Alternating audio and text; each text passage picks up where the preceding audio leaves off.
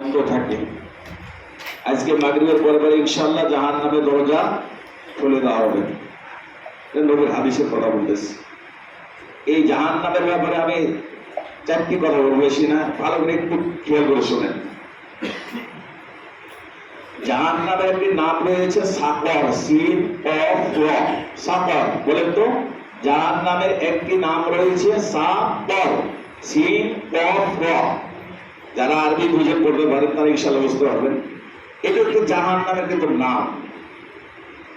আমরা কিছু সংখ্যক মানুষ, ধরেন এক মিনিটের জন্য, কিছু সংখ্যক মানুষ এই জাহান্নামে যাব। জাহান্নামে আমরা যাব। তখন জাহান্নামের ফেরেশতারা বলবে, তোমরা কোন কারণে, কি অপরাধে এসেছো, তোমরা এই সাকর নামে জাহান্নামে কেন এসেছো? স্বাভাবিক কথা বলবে না? আমরা বলি না, চোর ধরে আনলে পরে আমরা বলি না, ডাকাত ধরে আনলে আমরা বলি না, করে দিয়ে আমরা বলি না, বলি তো আমরা। তো এই সাকর নামে ফেরেশতাদের দায়িত্ব রয়েছে, এই ফেরেশতারা বলে তোমার কোন অপরাধের কারণে এই সাকর নামে জাহান্নামে এসেছো জিজ্ঞাসা করবে। আমি একটা একটা করে বলতেছি, চারটা কথা, বেশি না, 2 মিনিটে শেষ করে দেবো। 1 নম্বর হচ্ছে লাম নাকু মিনাল মুসাল্লিন, আমরা কোনো মুসল্লি ছিলাম, অর্থাৎ নামাজি ছিলাম না। 2 নম্বর বলতেছে ওয়ালাম নাকু নুতইমুল মিসকিন, 2 নম্বর কথা হচ্ছে গরিব দুঃখীদের আমরা যে আচরণ করলাম রমজান মাসে, এই আচরণটাই আমাদের সামনে 11টি মাস থাকতে হবে।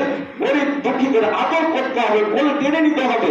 কিন্তু না, রমজান মাসে গোটা ফাটা যা আমরা করি, কিন্তু 11 মাস কিন্তু আমরা বঞ্চিত হব। ওয়ালাম নাকুল নুতইমুল মিসকিন, আমরা ওই সাকর মানে জাহান্নামীরা বলতেছে আমরা গরিব দুঃখীদের ভালোবাসতাম না, খাওয়াইতাম না, গেট আমাদের চিনতে পারতাম না, দরজা কোথায় রেখেছে, এখনকার দরজা খোঁজা মুশকিল এমন ব্যাপার কোনো কোনো বাসাতে গিয়ে দেখতেছে।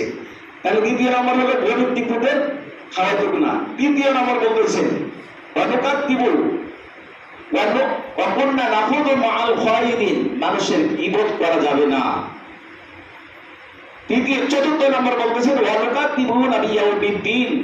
4 নম্বর কথা হচ্ছে সাকর নামে ওই জাহান্নামে বলে বলতেছেন আমরা কিয়ামতকে অস্বীকার করতাম। কি করতাম? কিয়ামতকে অস্বীকার করতাম। তো ভাই, এই 4টি কথা। 1 নম্বর হচ্ছে মুসল্লি ছিলাম না।